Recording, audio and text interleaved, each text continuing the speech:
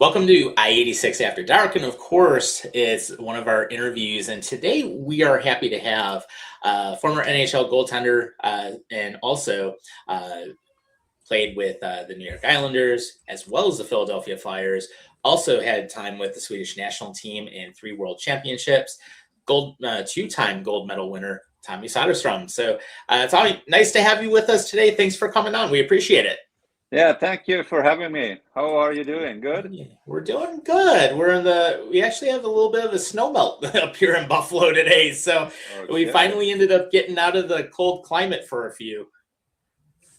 Yeah, I mean, Buffalo is pretty cold all the time up there. I mean, I know you didn't play for the Sabres, but like, it's fucking cold up there. So let's just put it that way. Yeah, I remember that. I remember that. And in Sweden, where I am now in Stockholm, we have like 8 degrees plus Celsius and rain. So it's no Christmas feeling at all here. Sure. No, it's fun times, fun times. So of course, first and foremost, we appreciate you being here, and let's have some fun with everything today. So the first thing, of course, a lot of our viewers always love to ask is, what got you into playing hockey, and how did everything begin for you?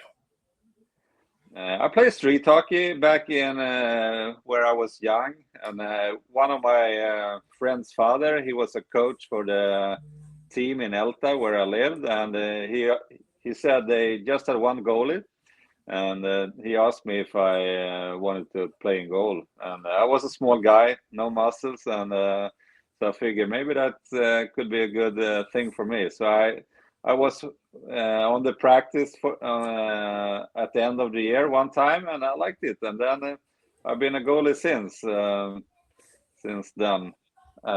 Since I quit when I was 30 years old. So for maybe 23, 22 years, I was in net, and I never tried to play out. So I liked it.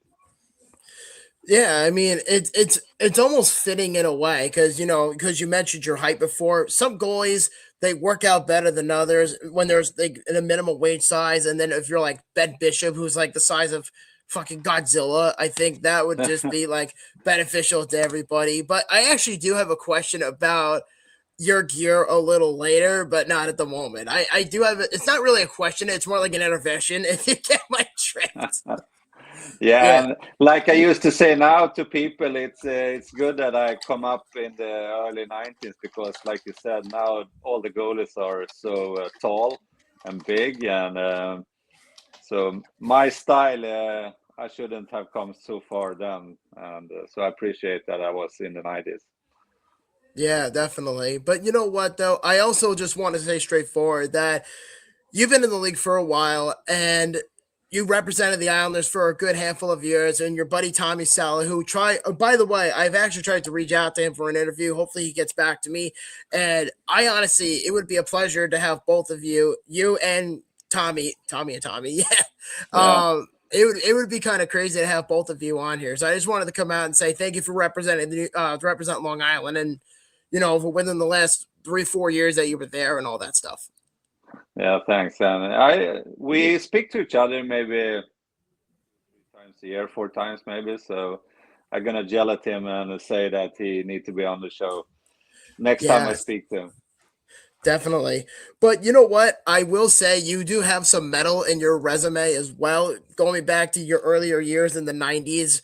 But you did end up winning 3 Swedish championships with Djurgården in I think it's the double IHF league or the Swedish Hockey League or something like that, which is a huge accomplishment for a lot of Swedish hockey players in general. And which of those championships to you between 1990, 1991, and 2000, which of those 3 championships was the most meaningful to you and why? It was in 1991 because then I was playing all the games. So I that's I rank like number one, of course. So when you sit on the bench, it's not the same to win. I know a lot of second goalies say that, but for me, it's okay. I contribute and I was in practice and play some games, but when you don't play the finals, and it's not the same to win. That's the way I feel. So Right. other people maybe have different opinions, but that's the way I look at it. So you rather be out there playing when you actually meant something compared to like being a backup goalie on an international level or just in the NHL for general. Yeah, of course. It's like when I first won, like I think it was 19, I don't know, 90 or 91. I was backup, and the same my last year in Sweden. I played a lot of games in the beginning of the season, but then I didn't play anything in the playoffs. And it was the same in the World Champion. I won 2 World Championships, but I just played in one of them. And so, like you said, it's a big difference. But like I'm gonna say, in the 90, when we won with Djurgården, I was young, so I figured I was really cool also. And in the same when I won the World Championship in 91, I was 22. So then it was a great experience also. But when you play, it feels much better. Oh yeah, definitely. It's almost in a way it's a little more rewarding, if you will. You know what I mean? Like I've always found it amazing when players at that caliber level are able to play for their pride and for their country compared to like today where they still do, but it's not the same as it was during that era when you were playing. Yeah, I think so also so because when I come up in the national team, you needed to be on the national team to get to NHL back in the days. If you were not on the national team, you're not going to be drafted or you're not going to come over and sign contracts with the NHL. But now you get signed when you're 18, and then sometimes you don't even play in the highest league in Sweden and get over there. So that's a big difference. Yeah, definitely. But it's funny you say that because I read something about, I want to say a year and a half ago, 2 years ago, where I'm using a different country, for example. I'm using the Soviet Union. And during the reign of the Soviet Union, during the height of the Cold War, that for one, no Russian players were allowed to play in the NHL at that time. So, like, the late 90s, early 2000s. But what's interesting, because you mentioned something about having to play for the international team in order to play in the NHL. But the Soviet Union, their policies were a little different. It was more of that if you played for the Russian Olympic team or if you played for the Soviet Union, you would have to serve in the Russian military. And I was just like, that's fucking hardcore. And considering Yeah. that you're serving your country, but you're also serving your country on the ice. And I always found that interesting because it's like every country in Europe or in Canada for the most part, mostly in Europe, everybody has their own due diligence of like, you have to do this in order to get here. Okay, yeah. And I remember, I think the first guy who went over to NHL was Alexander Mogilny. Mm-hmm. He I played for remember him. Buffalo. Yep. And I think he played a world champion in Stockholm, 89, and then he just disappeared from the team and then ended up in Buffalo. So I think he was the first player, and after him, I think they let, was it Fetisov or Makarov and these guys come over Something to like NHL? something Yeah, like that. And then eventually Bure came over, and I know a lot of others ended up starting to follow. yeah, that's true. That's true. So time change. Yep. Yeah, I'm pretty sure Vladimir Malkov was like that too, where the Islanders drafted him, where they had their exclusive rights to Vlad Malkov, and then the Russian, team wouldn't allow him to go because there was some sort of like loophole in his contract or something like that. I don't really remember the whole story, but I remember there was some sort of contract dispute with Vladimir Malkov and the Soviet Union with the Islanders Yeah. when came up. Okay. Yeah, I played with him a year or two, and in on the Islanders and Kasparaitis also. So they were nice guys. Yeah, you know what's funny? Casper is actually an alum of our show. He was actually the very first guy we interviewed. And Okay. yeah, he talks a lot about you. He's like, Tommy's a great guy. I miss him so much. And he's like, if you ever get a chance to talk to him, please send him my regards. He's the greatest. I love that guy. That's nice to hear. I actually ran into him maybe I don't know for 10 years ago in Sweden in a store, and I figure out that he had a Swedish girlfriend. So he lived on a really nice address in Stockholm, and I don't know if he still lives here, but he said he had an apartment in New York still, and he's a great guy. He was a funny guy. Yeah, I think Yeah. he has a house in Florida because we spoke to him in like August, and then he was like, "Oh, I do this now," and I'm like, "That's fun." So no, Casper's a great guy, and if it wasn't for him, I don't think we would have been able to make this work for the three of us to be here today. Okay, cool, cool. What is he Yeah, doing now? probably hanging out with his family, I'm sure, in Okay. Florida, yeah, things like that. But yeah, Tom, I think you have a question for Mr. Soderstrom. Yeah. So of course, you had a lot of experience in the NHL, and you played during a time where there was a lot of changing styles with goaltending. And when you came into the NHL, did you have to adapt your technique significantly, or were you able to play a lot of the ways that you knew best? I needed to change a little because I remember when I was in Sweden, like if there were 2-on-1 against me in Sweden, we always did like the defense. He wait a long time, and then at the end he go over and take the guy who has the puck, so I could concentrate on if he pass over, I just go hard on the other guy. But in NHL, it was a different way, and it was like they let the guy come and shoot, and they take the other guy who didn't have the puck on 2-on-1s. So I tried to get the defenseman in Flyers to do the other way, but nobody wanted to do it. So that was a big difference for me because I thought as a goaltender it was easier to make a save if the pass come over because the defenseman could deflect it or take it, or the guy who got the puck, he didn't have too much time to do anything with it. And if the other way, the guy who has the puck, he always get a good shot on the goalie. So I never figured that out why that's the way in US, but all the teams play like that, so I needed to change.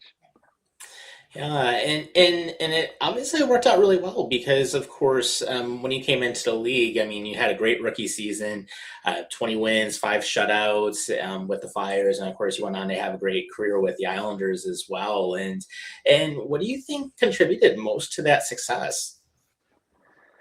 I don't know. I'm my strength was to read the plays, and I was good on my skates, but I had a good year. My first year, my second year was terrible. It was really, really bad. And then the third year, when I was the lockout year with the Islanders, I had a good year. But the fourth year was bad, and the fifth year was in the minors. So yeah, I was okay with my play over there, but I figure I could do much better than I did. But I had a good time, and I was happy to be there for almost 5 years. So I had a good time. Yeah, definitely. But I will say for certain is that, um, did you have to make sort of an adjustment to like because you were talking about the speed pace game and how it is from Europe to North America? Did you have to make any adjustments to your gear for that matter? No, not really, because I was a small guy and I needed my gear was small, so that's the only way I could play. But the thing was, I was no good with handle the puck with the stick, like Hextall or anybody. So I figured me and Tommy Soderstrom, we talked about that last time we spoke, and none of us was good with this to handle the stick. And I think that's. I wish I was better on the stick, but in Sweden back then, you never practice on that. So Yeah. Oh, and while you're here, because we're talking about gear, I want to show you a picture if you don't mind. yeah, I see. What the Yeah, fuck is going on here? You got a Jova helmet, a Heaton glove, a Sherwood stick. What the fuck, Tommy? Hey, Jofo was big back then. I mean, a lot of goaltenders and a lot of players wore that. yeah, no, but that's mix max of everything, different brands. I don't know why it was like that. It just happened. So, Mm. but I liked it. But I loved my heat and stuff. When I first come over, it was heat on like the gloves and the blocker and the pads. So I don't know why I changed to brown actually. Because you know what's funny? When I was a kid, I remember seeing a picture of this when I was really, really young. And I also had your hockey card when you played for the Flyers. And of course, I've seen you play at the Coliseum. And I remember looking at you and I said, what? And mind you, I was like 5 or 6 years old. And I said to my dad, Daddy, look at the goalie with all the white gear. And he's like, yeah, that's Tommy Soderstrom. And I looked at him like, what? But were you trying to do like not for nothing, but did you try to do like an emulation of like Archer Zerbe in this gear? No, none at all. So I was just me, and that's the way I was in Sweden. Also, in Sweden, I didn't have. Yeah, when I come back from America, I had white stuff, but before I had color pads and color gloves and stuff. So I don't know why it went to white actually. Right. I'm Well, I mean, if it makes you happy, then I have no reason to argue it. No, it was just the way I was, and I couldn't wear a mask like all the goalies had. So because I felt claustrophobic in that, and I figure I tried to in practice to wear a mask, but it felt really bad. So I liked my Jofa and my cage, but everybody else thought it was so ugly, and they called it the bird cage. But back then, a lot of the European goalies had not just like me, but they had like a helmet and a cage. I think Hasek had the same, and Yeah, he did. Arthur Irbe. I don't know which else goalies was over there back then, but I know these three goalies had it. So Yeah. Yeah, definitely. Gotta go what works best for you and feels best. yeah, I guess so. Right. Because even as a kid or even as an adult, I say to myself, because I was looking at a picture of you before, we did this interview because I was doing thumbnail stuff and like that. And I look at that picture because you were really young when that picture was taken. And I look at it, I'm like, that cage looks a little too big on him. Yeah, I was young when I come over, so baby face maybe. Definitely. But as far as like playing in two different countries, you played in obviously in Sweden, and you played in North America and in Canada and the United States, etc. Every player in the NHL has their opinion about how that atmosphere is. But what was the atmosphere like playing for Djurgården in Stockholm compared to playing in an NHL standards, like for a team? Uh, if you see on the crowd in Sweden, it's more like I think it's a little more louder actually, the fans, and than it was, especially in a lot of games in America. But I figured out that because it's so many games.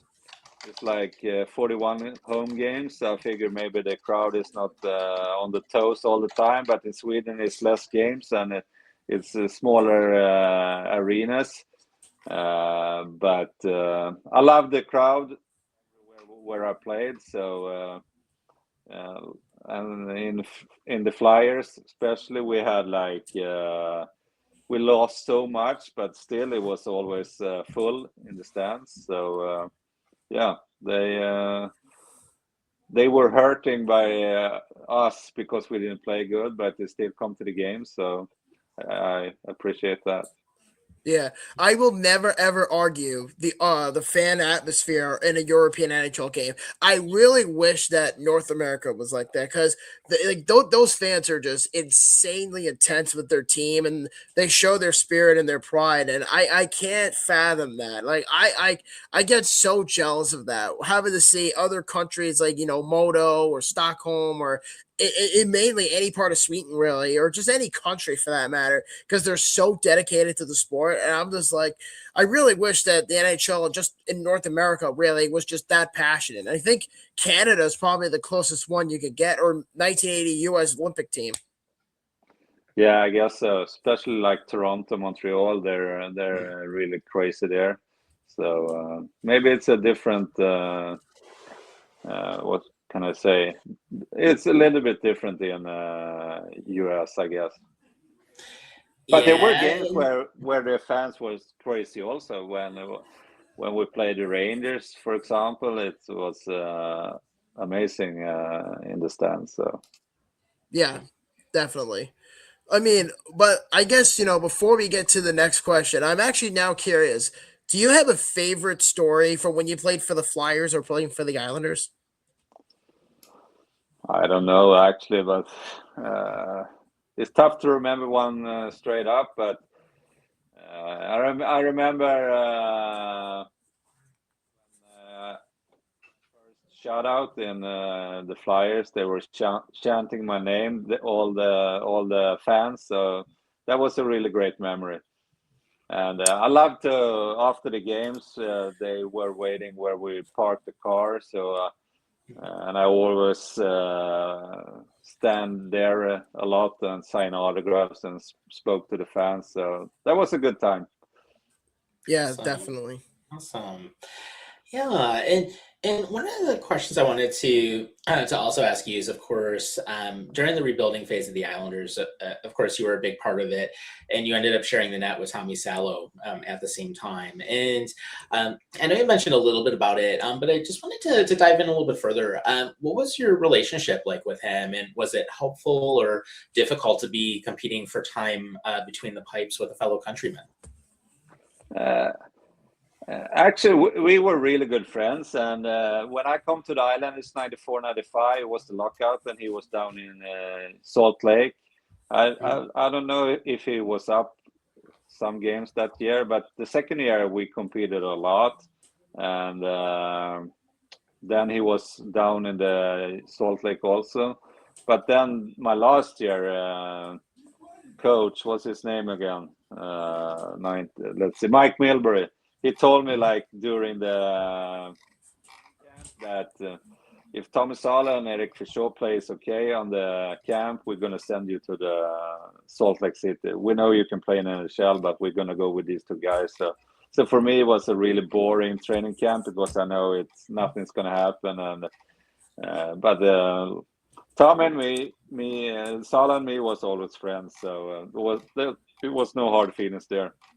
Yeah. And Awesome. on the other question, I remember you said before, one of the memories was I come the same time to Flyers like Lindros, and he was a great guy, and he had so much pressure on him, and everybody was on him every day, and you're gonna sign like 50 sticks or whatever every day, and but he handled it really good, and for me it was nice to see how a big star like him, and he was so young, could handle all the pressure. So that was a big memory for me. Yeah, Awesome. definitely. But you know what though? I was gonna ask you was like when you were playing with Tommy Salo, was it ever confusing at a practice? Like if someone called your name, you're like Tommy or Tommy, I need you to get something, like because it was obviously the battle of the two Tommies in that situation. No, never. I never felt that. So maybe they said our last name. I don't know. I don't remember. So wait, how were they able to tell you guys apart? Yeah, we don't look the same. So I mean, based on the stall, I mean, like Tommy S and then Tommy S. yeah, that's true. That's true. But he had a great career in NHL. He was so good for so long.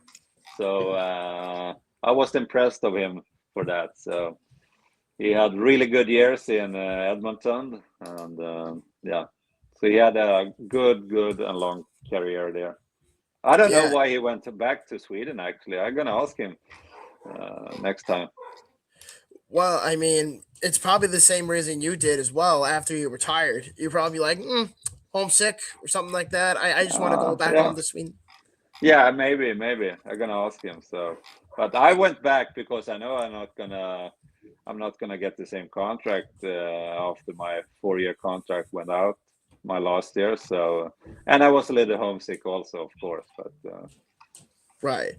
Well, were you ever given an offer from a deal from any other team other than Philly or Long Island when you were a no, free agent? No. not what I know of. Because I'm not gonna go back to Sweden. So that was my only question. But and also I used to say to my friends in Sweden or people in general that when back in the 90s, internet was not there. Maybe it come my last year. You go into AOL through, like when you put in the telephone line, but yeah. these days, back in the 90s, it's much easier to be professional player in any sport in any country because you had FaceTime, you can see all the news. Like I get the news from Sweden in Swedish newspaper send me papers like once a week so I get like 7 days of news in what do you say? Yeah, they send it to me so I could read them. So I could follow what happened in Sweden and in Europe. So it's easy to be professional today. You don't need to be homesick or anything. So it's a different time. Well, yeah, you're also talking about 100-something thousand miles away from home, and the news is very articulate here in America and in Canada compared to like Sweden. So you're like trying to catch up on anything. It's like, how the hell am I going to get that? Well, I sure as hell can't use Instagram because it wasn't even a thing back then. Yeah, but for me, I like to be a lot alone. So actually, it was no problem to be over in US. But it's easier today to keep in touch with all your family and friends and whatever it is. Without a doubt. But speaking of friends and family, you've had a pretty decent career in the NHL. And one thing that I always remember you growing up when I was a kid is, like I said before, I grew up in Long Island. I'm still here now. And I remember you were traded for Ron Hextall because that was a big ass deal at the time because he came in, he went back to Philadelphia and became a legend again. And I remember you were traded to the Islanders in exchange for Ronnie Hextall. Did you feel any extra pressure when arriving on Long Island because of who you were end up being replacing? No, not at all. I didn't. I never. You're the first person who said it to me that that could be a pressure. But for me, it was like no, nothing at all. And the funny thing was like I actually come to Flyers at the first time because they traded Hextall to Quebec against Lindros and a couple of draft picks and I guess $15 million back then. So then after that, they signed me, the Flyers, and then I get traded with Hextall. So for me, it was 2 times against Hextall. So we had a story together. It was almost like you two were intertwined with each other. Yeah. And I think like they wanted to have him back there, and he and Dominic Rossell has been a good tandem before they traded him. So now they were back together. Damn straight. I mean, that's really all you can really do is you could just hope you could just put your head down and just go play hockey, whether it's Philly or Long Island. And one thing I always tell people is that Long Island is so small compared to like the bigger like markets like New York, Chicago, LA, Boston, etc. I'll even say Philly, because Philly, when you put on that Flyer uniform, you're basically a hero in their town. When you're an Islander, it's a whole different story because it's almost like your family when you represent the blue and orange, and you always felt welcomed, even when they were in that disarray of garbage in the late 90s, early 2000s, and going through executive hot potato. Because I remember watching you and going to see you play live, so it wasn't anything different for me from when I was a kid compared to now. But it was always that vague memory I've had about you. Yeah.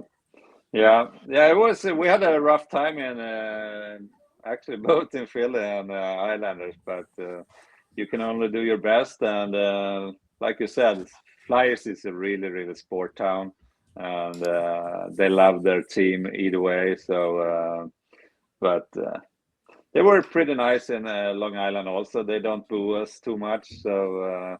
We did our best, but it was not good enough. That's kind of my point. Yeah. Yeah, that's kind of my point. But Tom, I think you have the next question for Mr. Soderstrom. Yeah. So of course, there was a moment where you were put in the game against the New York Rangers, and it could be either an infamous or a famous moment. And in the 10 seconds, there's one shot on goal that you faced. The goal went in, and then you ended up being pulled. And I remember when that happened. And just can you kind of walk us through what might have went through your head during that 10 seconds, or what some of your thought was when that whole thing happened? I don't think I had so much thoughts right then, but I remember that game because they put me in. I don't know why they put me in actually. So and then they scored and then they pulled me. So I think that was the only seconds I have that season in NHL. So my stats that year couldn't be that good. God damn it. Man. I mean, it's almost like I don't mean to say this in a bad way. Forgive me, Tommy, but it almost feels like at that time, like if memes were a thing in the '90s, I honestly think you would have probably got ripped apart. Not you, but I think like the coaching staff at that time probably would have ripped you apart, and they probably would have said, "Tommy, you could have done better." But I'm like, no, that's not Tommy's fault. You pulled him after one fucking goal. Don't do that shit to my boy. Don't do that. That's not fair to him. Yeah. Yeah, but like I said, that's the part of the game, and like I said, I don't know why they put me in at the first play. I think maybe it was if it was Sala's gear went bad or something, and he needed to replace. I don't know. So yeah, that was a strange moment. But I know what's his name, Mike Keenan. He did a lot of strange stuff during his career. Also, he put in goals and then they pulled them and put in the other goal again. So yeah, they had the power. They could do whatever they wanted. So Yeah, I was gonna say because I remember Mike Keenan when he coached the Flyers in like the mid '80s, late '80s. If you were in his reign at that time, I gotta tell you, you are probably the luckiest guy that we have ever interviewed on the show that never had to put up with this shit. Let's just put it up with that respectively. I mean, yeah, Iron Mike, man, like I read his book and he is quite the character. But there are some stories with him on the Flyers, but like I don't know how you would have reacted if you were under Mike Keenan's shoes. I mean, that's just projection, but I think that the whole concept of the mindset with that thought in your head, it's probably going to be like, well, it doesn't really matter. I never played for the guy. yeah, that's true. But yeah, it's different coaches have different approaches, and I guess he had a pretty. Didn't he win the Rangers one year, '94 or Oh '93? God, yeah. I Don't don't remember remind if me. it was him or not. Yeah, but he's been pretty successful either way in NHL, so you can't blame him for too much stuff, maybe. But I heard that he had a brutal style against the players, so just suck it up, I guess. But I don't think it could work 2025 though. But back in the No. days, it worked. Well, I mean, like I said, Iron Mike is just something else because, and you're right, he did win the cup in '94. Oh, God. And they swept the Islanders that year, too. And I'm like, my God. And I was only 2 when that happened. So I was just born when the Rangers won that cup. I didn't even know what hockey was when that happened. So I'm just like looking back at it, I'm like, Jesus Christ, no wonder why they won the cup because they had to just get past the Islanders and that was it. And then they Yeah. got past the Devils and then so on and so forth. But it was just like those like memories from when I was a kid are so vague in my head because I always mock my friends who are Ranger fans and they always say, yeah, well, they won a cup. I'm like, yeah, let me put it this way. You won 1 cup in 75 goddamn years. I don't want to hear shit, okay? Because the Islanders won 4 of them in 10 years. So don't give me this argument that you guys are superior somehow. Yeah, that's true. But it wasn't the other guy, John Tortorella, wasn't he pretty tough also? I heard. Oh yeah, actually, he's possibly rumored as the next coach of the Buffalo Sabres after their GM changed a couple days ago with Jarmo Kekalainen taking over, and I know there's been a few rumors about it, but yeah, Tortorella, he definitely is a tough one from everything I've heard about. I think I had him in Rochester for the couple of games I was there. Yeah. I think Torch was there, and was the guy Charlie Huddy. The Okay. defensemen. Yep. Yeah, they were like coaches together. So yeah, I like them. Yeah, I've also heard the name Pete DeBoer in that conversation. I was like, well, Buffalo better get it right because if they don't, then they're going to be going through another rebuild because it's not like they've been shit for like 15 years or something. No. Yeah, Rasmus Dahlin, he had a lot of to do there. So, Yep. but he's doing pretty good, isn't he? Yeah, he's been playing well. He got a long-term contract and definitely a big part of the defense now. And actually, he's been solid. I really like that we drafted him, and really like how he's continued to evolve and he keeps getting better and better. And he can actually play offensively pretty well too. He's able to do a lot of things and not afraid to mix it up when he needs to and drop the gloves if he has to. So it turned out to be a really nice player. Yeah, cool. But it's tough, even if you have a big transfer and stuff like that. It's tough to lose so much year after year after year. It's your confidence is not the best after that, I guess. But it's a job and it's a passion, so everybody's doing their best. But it's easier to win. I say you that. Yeah, definitely. Absolutely. But I'm actually when I was in Djurgården, my team in Sweden. We were in the finals for 5 of the 6 years I played there.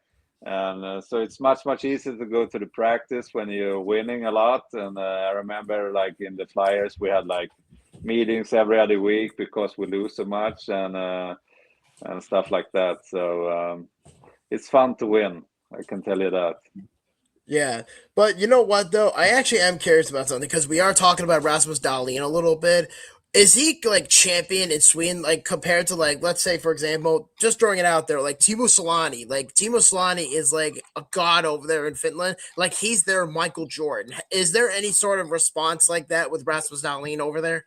No, not what I know about, because he left pretty early from here, and I guess Selena did that in Finland. But the big stars in Sweden is like Forsberg, Sundin, Lidström, and these kind of people. And the stars who come up now, of course, the big stars in NHL, but they don't play so much in the national team and stuff like that. So it's a different era now back in the than in the 90s, I guess. So you can't compare Selena against Rasmus Dahlin. Yeah, definitely. But speaking of stars, there is actually one question I actually forgot to ask you about this, and I feel like an asshole for not asking you this. And I think I should give my respect and my flowers to Philadelphia Flyers fans. It's like you've played with a handful of stars in your career, but there were 3 guys in particular, all on the Flyers, and I think you know where I'm going with this. Is the Legion of Doom, which is Michael Renberg, John LeClaire, and of course Eric Lindros. What was it like to play with those 3 guys? Leclerc, I never played with him. I think he came the year I get traded. Really? But I played with Lindros, of course, 2 years, and I played with my Swedish mate Michael Remberg, and one of the big stars back when I played was Mark Recchi. Okay. I really liked him, and he helped me a lot. So. I think the biggest stars on the team back then was, of course, Lindros, Recchi, and Brynda Moore. These 3 guys. So I actually forgot about Brandon Moore on the Flyers. yeah. Kevin Dineen also was a star back then. Yeah, no, I mean when he went to Carolina, he was like, forget it. He was a superstar when he went to Raleigh, and then it's like, and you know what's funny too is I actually forgot that Rob Brandon Moore was on the Flyers throughout all the stuff. Like I knew he played for St. Louis and all those teams, but I always forget that he played for the Flyers with Lindros and all those guys. Like I also remember they had a young guy who was on the defense. I think his name was Yanni Ninema, and he played for the Islanders years later. And I just remember that, but that was like 1997, like when he was a rookie. But you weren't there at that point, I don't think. No, I was not there. But Brynda Moore, I've never seen a guy so in good shape. He has like no body fat. I know that's not possible, but it looked like he had no body fat. So yeah, he was. I've never seen a guy in that shape. Definitely. Before or after. So. Yeah. Did you have a favorite teammate? I guess me and Remberg were good friends, and Per-Erik Eklund. So they were my Swedish mates, and it's easier to speak Swedish and stuff like that. And so I guess that's my answer on that. Fair enough. But then you also mentioned Tommy Salo earlier because you were like BFF or something, like with the guy for like 30 years or something, because you guys played on the Islanders for so long, and then you guys are friends now because you mentioned earlier that you speak to each other about 4 times a week or something like it. No, 4 times a year. 4 times a year. That's my bad. Maybe 4 times a year. It's different every year, so. Yeah, for certain. But Tom, I think you have the last question for Mr. Soderstrom. And before we get to it, we just want to say thank you so much for giving you the time to do this with us. It really means a lot to us, and we would love to have you on again.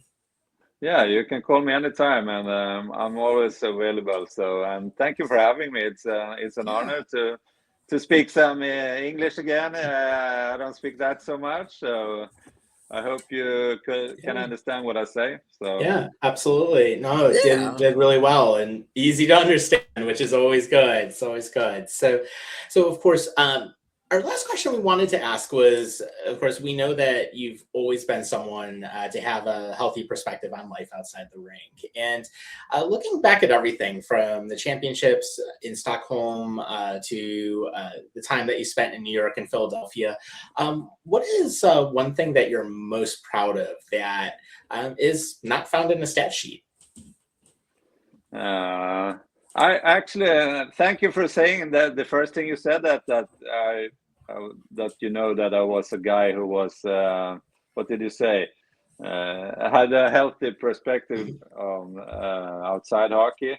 I appreciate that, and now I get off my record. The word proud. I don't really like the word proud because proud is to clap you on your shoulder, but I had a better word that I'm so glad that I play hockey because I have seen so many places and I have experienced so much that money can't buy.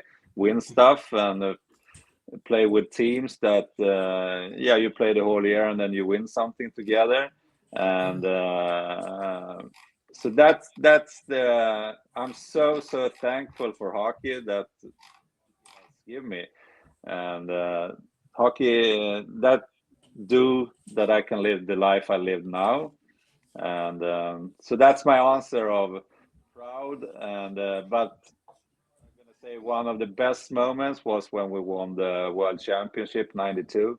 I was 23 years old, and you come home back to Sweden, and there was a big square there people get together and share the team and stuff like that. So that was maybe my most fun time, and also when you win the national championship, because that's a lot of friends cheer for the team and stuff. So it's fun. Hockey is a great sport, and fun to be in a part of it in my life. Yeah, absolutely. And you're a part of some great teams back then, and I remember that run. That was a great run that you guys had back at that time. So yeah, so certainly congratulations to you and your teammates for what you were able to accomplish, and certainly it's definitely some memorable moments there that. And I know a lot of people like ourselves and other fans certainly appreciate as part of the sport, and especially going back and of course as we continue to enjoy the sport. Yeah, thanks. And like I always said, like to be a professional sporter in any sport is the most privilege you can have in life, and never forget that. A lot of times you see, especially sometimes in the Swedish paper, that people complain about that and that and that. Like, and I figure like, okay, don't complain on everything. Like you're away from your family, your wife, your kids, whatever. But for me, that's just bullshit. It's the best job and in the world to be a professional player. Yeah. whatever sport. Absolutely. But do you ever just sometimes wish, and like if you're just sitting on like the back of your patio or something like that, or just in your backyard, and you one day just sit down with your cup of coffee in the morning, and you be like, you know what? I really want to put on the straps again. I really want to just go on and put on the pads and just play shinny hockey. Does that mind ever come across? No, not really. Actually, I'm too old for that. But I was in New York for a couple of years ago. And, sorry. That's all good. Okay. And we went to a game. I was there with maybe 15 people.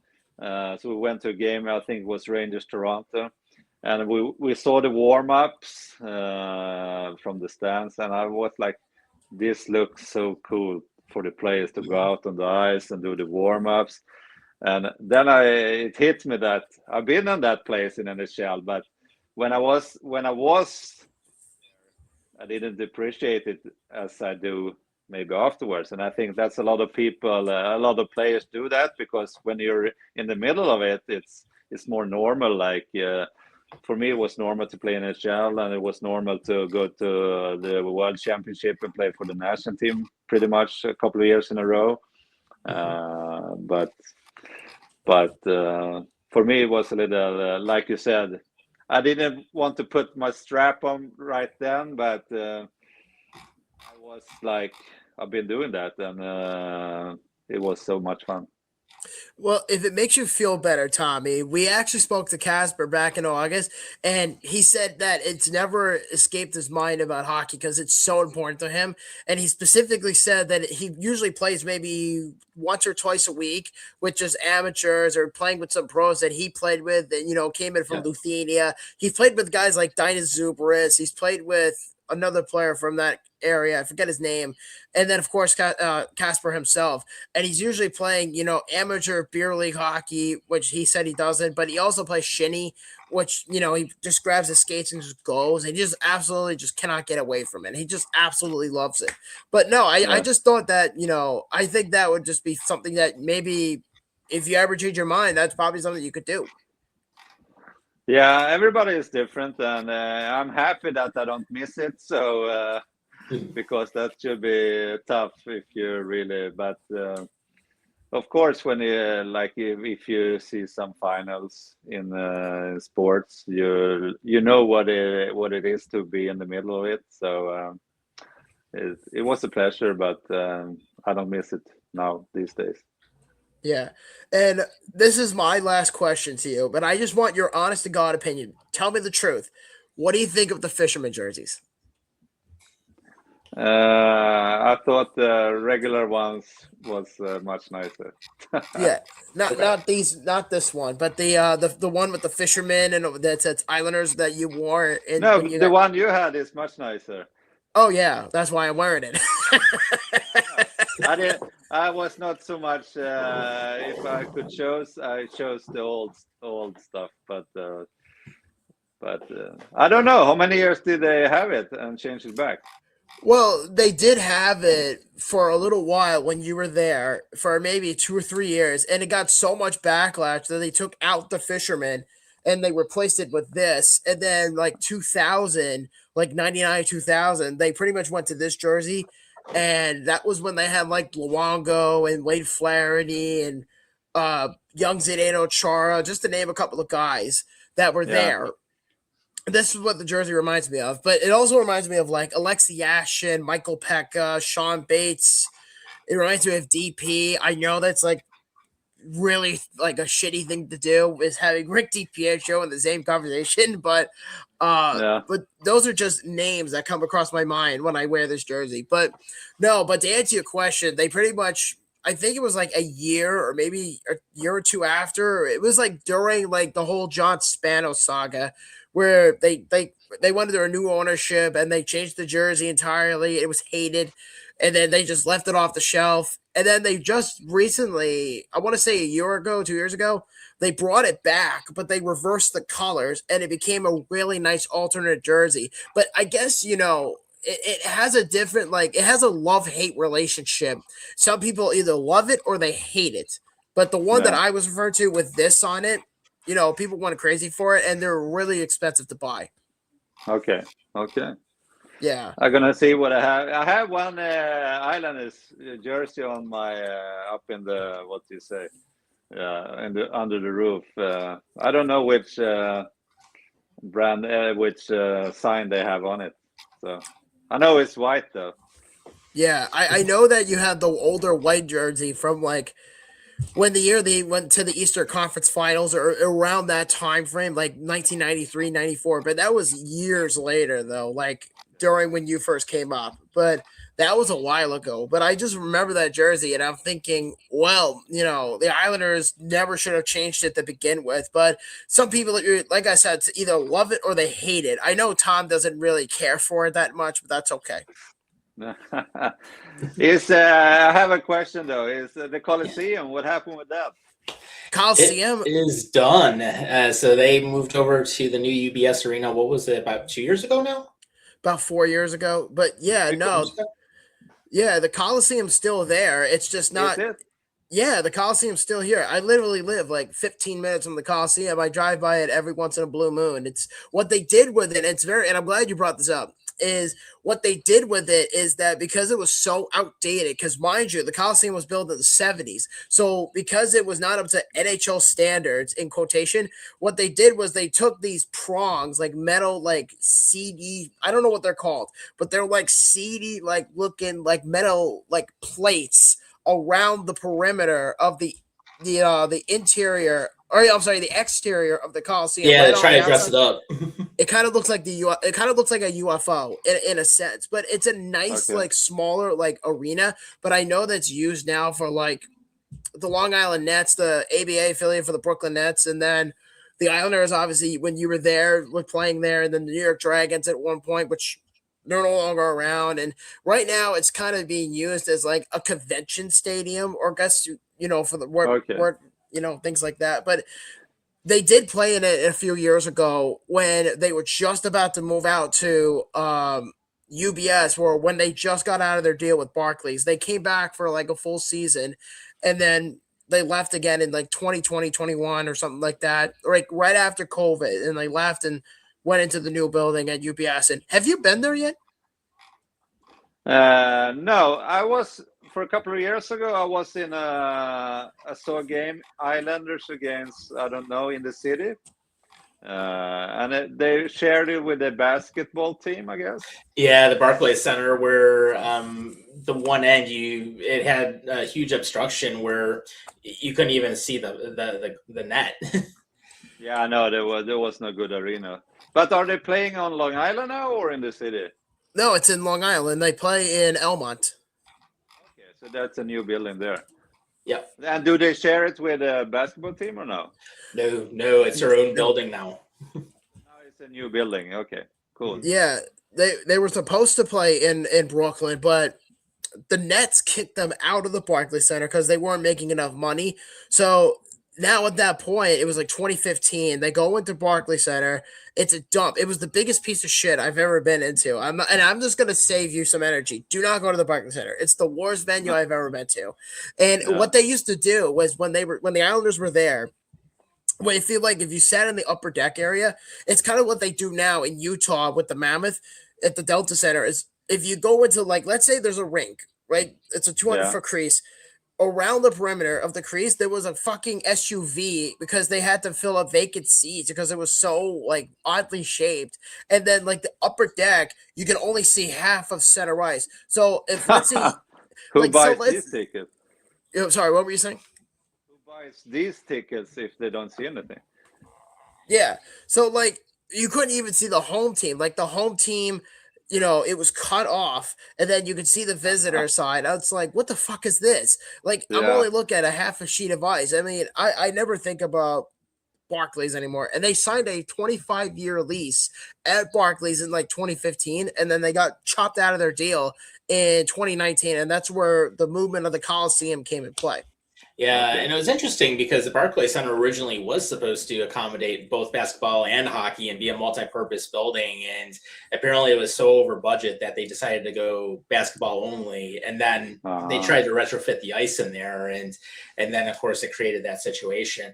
A little bit different with Utah though. The Delta Center, they just finished renovations actually over the summer, and now they actually fixed that problem where they ended up raising the floor of the ice surface, and they actually ended up changing the seating around in a lower bowl. So now what they're able to Okay. do is make it on the ends behind the where the goaltenders would be. They were able to make it a lot steeper to give really good sight lines, and they actually. They originally only had about 12,000 they could fit in there until they did the renovations. Now that I think they fit like a little over 17,000 after they rebuilt the lower bowl. So now for Utah, it's a proper multi-use building for hockey and basketball, whereas Barclays will never be. So yeah, Okay. Yeah. Barclays is not Is good, but UBS is specifically for the Islanders though. Okay. Okay. Yeah. So the Delta Center, was that the arena where I played with the Salt Lake City Utah Grizzlies? Is that because we That share the arena with the basketball team? Yeah, that would have been. Yeah. So originally the Okay. Delta Center, then it became Energy Solutions Arena, then the Vivint Arena, and now it's back to the Delta Center because they wanted to buy the naming rights again. Okay. So Okay. yeah, but And no, another they redid it. question is the lovely hotel beside the old Coliseum, Marriott Hotel. Is it still there? Yep, it Yeah, is. it's still I there. spend my days there.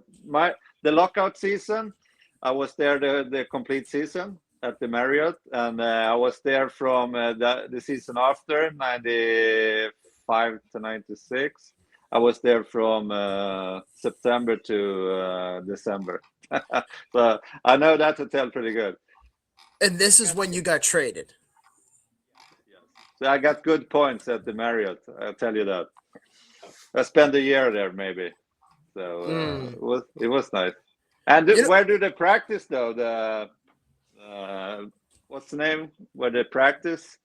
The Islanders. Is this the same place? now they practice at the Northwell Ice Center. That's in East Meadow. Okay, okay. I don't remember where we were practiced though.